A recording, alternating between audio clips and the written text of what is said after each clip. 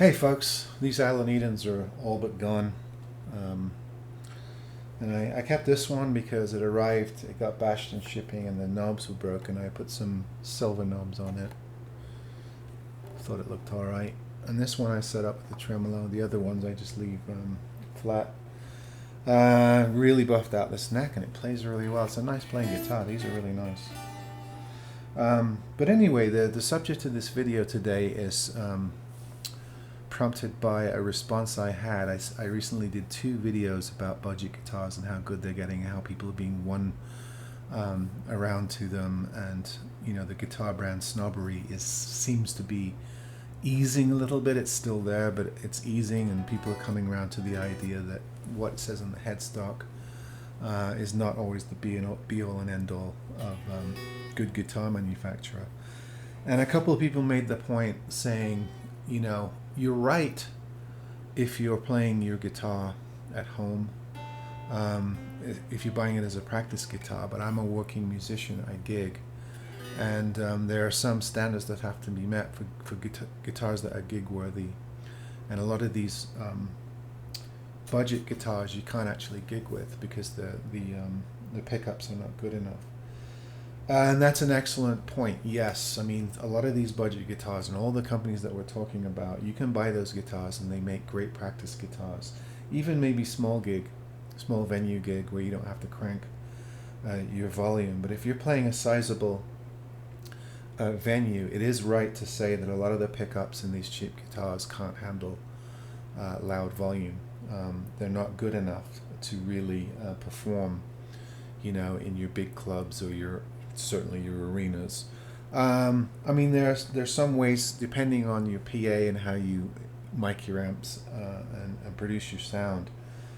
There might be some ways around it, but quite generally, a lot of these, let's say sub $300 guitars, the budget brands that we love talking about on this channel, will probably need at least a pickup upgrade to meet the standards of gigging guitars. Now, a lot of you do that. A lot of you are modders. I have a lot of you commenting on my channel.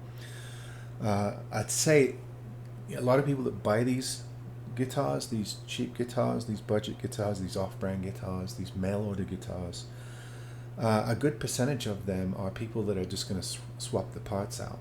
It's become a big market. I know a lot now of fairly experienced players that buy up stuff like this. The first thing they do is rip out the pickups. They often change the tuners, sometimes the other hardware as well, particularly something like this with a tremolo. They might switch this out. Often put in, the full power pots, better knobs, sometimes switchcraft switches and stuff like that. And spend an extra 100, 150 and make it, a much, much better and gig-worthy, road-worthy guitar. So I think that is a really important point, and we have to keep that in mind as we talk about these budget guitars. All of the guitars I've got from IYV and ERT and Alan Eden and other companies that I've kept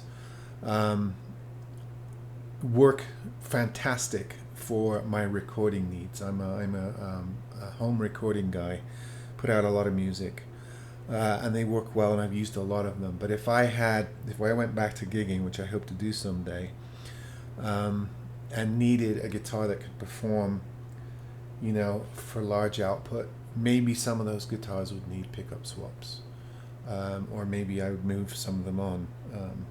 I don't know. So I think that is an important distinction to make about these budget guitars. They will do whatever you need them to do with a good setup, but if you need them to go out and play clubs and stuff, bars, you may need to upgrade some of the parts for them to meet those performance standards. And I think the 2 main parts are probably pickups and tuners, which tend to be the first 2 things that people do on these guitars anyway. Now, I've upgraded the knobs on this. I haven't touched the pickups because actually I like the pickups in this Alan Eden. But I think if I were playing at high volume and these were just squealing out, making a lot of noise, I would probably consider putting something else in this guitar. As far as the tuners go, these have locking tuners that seem to work fine. And really, this tremolo actually works fine for my needs. I can't dive bomb it, but it gives you that nice vibrato effect on the guitar, kind of, as you would do in surf music and stuff like that, which is all I really need for this guitar. I have other guitars with much better tremolo systems for doing all your dive bombing and stuff. So I'm okay with the tremolo on this. But it is an important point to make, and we have to be honest about budget guitars. Great for practice, great for collecting, even great for recording. I've used a lot of them on my recordings, and they've performed really, really well. Some have better electronics than others. But once you get into the upper echelons of live performance, you might need to upgrade and have a higher standard of electronic components in these guitars. That's the case for a lot of mid-range guitars as well. I've had some lower-end Guilds and Gretches that the pickups could have been upgraded. Even people buying your cheaper Fenders, your Mexican Fenders, or even your Player Series Fenders, they might upgrade the pickups as well.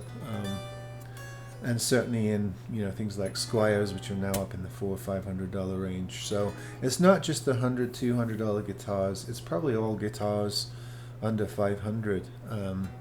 Depending on what venues you're playing and what you need your guitar to do, you might need to upgrade the guitar. So it's an important distinction to make. Budget guitars are great depending on what you want to use them for and what you're willing to put into them. Now I've heard of people, I had two people tell me that they have souped up their IYV guitars and they gig out with them. And they like gigging with them because they don't like taking out their Fenders and Gibsons, which are now worth a couple of thousand and can be stolen. Whereas if your $200-$300 IYV or Alan Eden guitar gets stolen, it's a lot easier to replace and a lot less painful to lose. So good points. Want to make sure you include them in the channel. So yes, for gig worthy guitars, some of these budget guitars will work just fine, providing that you upgrade the electronic components so that they can deal with higher output sound. Yeah, I wanted to make that distinction. Great points from people in the comments. Thanks again for helping us out. All right, folks. See you on the next one.